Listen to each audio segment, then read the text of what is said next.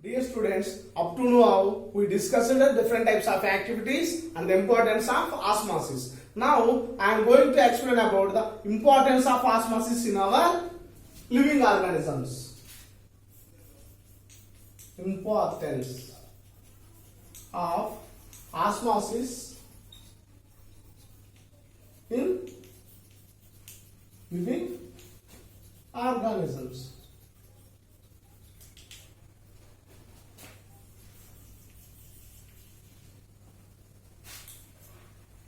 So the first point, importance of osmosis in living organisms. The entry of water into the roots of the plant by this osmosis. Entry of water into roots. The first very important point.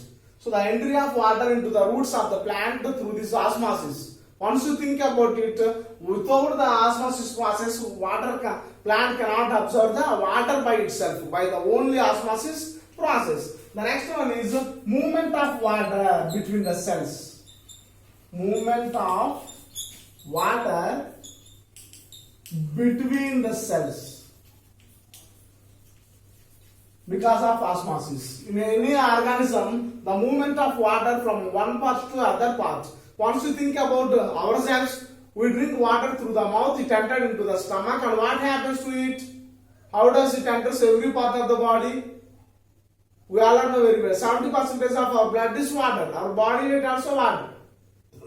Okay, so that is the importance of water. Movement of water between the cells by this osmosis. And one more point is opening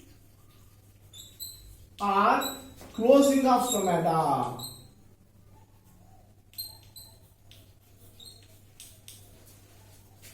So very important point this one, opening or closing of stomata in the leaves.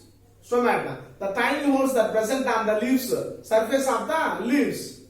So stomata helps in exchange of gases. They helps in the process of photosynthesis. Without the photosynthesis, we can't expect the food. So the plants are the universal food providers to us. Without the plants, we can't eat, we can't take food.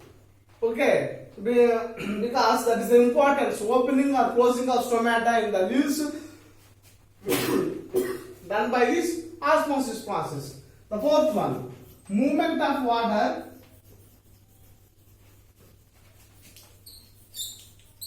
water and minerals to the heights in some plants, certain plants.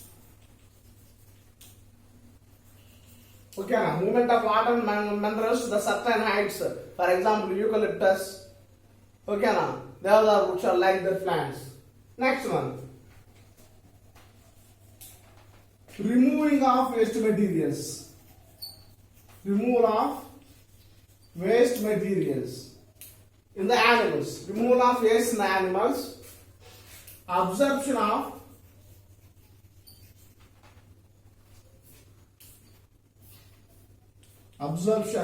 of useful substances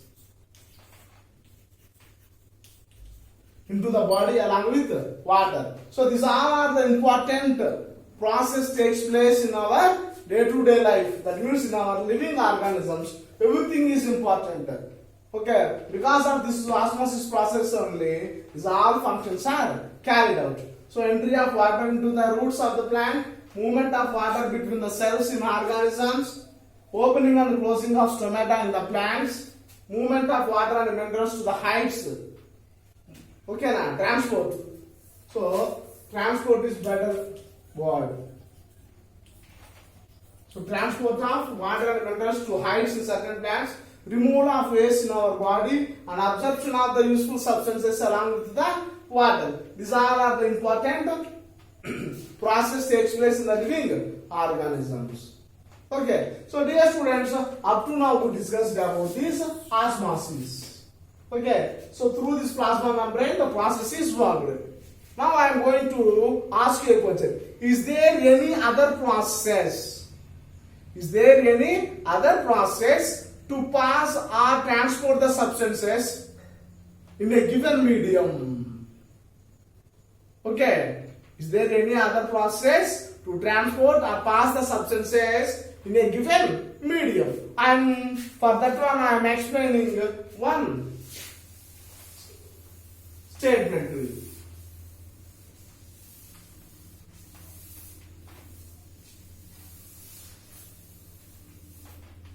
Dear students, here is a scent bottle. What will happen if you remove the cap, lid? Okay, now if you remove the lid of the scent bottle in a corner of room, what will happen? If we keep the scent bottle by removing its cap in a corner of the room, what will happen? Does the scent spread entire the room? Does the scent spread entire the room? Yes, the scent spread entire the room. How the scent spreads this entire room? In which way the molecules enters into the room?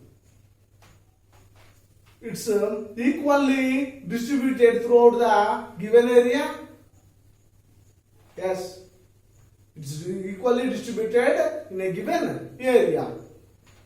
Today is one more activity also we can conduct it. Take a water in a bowl.